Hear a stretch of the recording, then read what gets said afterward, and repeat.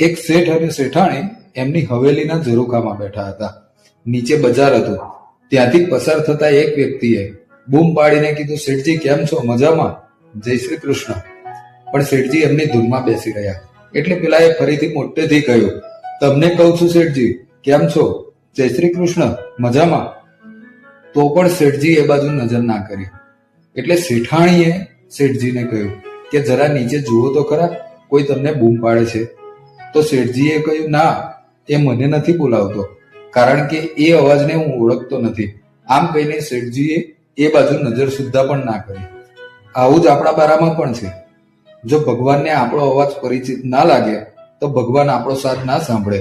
અને અવાજ પરિચિત બનાવવા માટે શું કરવું પડે? તો કે એ જે રસ્તે ચાલ્યા એ રસ્તે આપણે ચાલવું પડે. એ જેવું જીવન જીવ્યા એમાંથી પ્રેરણા લઈને આપણે પણ એવું જીવવાનો પ્રયત્ન કરવો પડે. જય શ્રી કૃષ્ણ.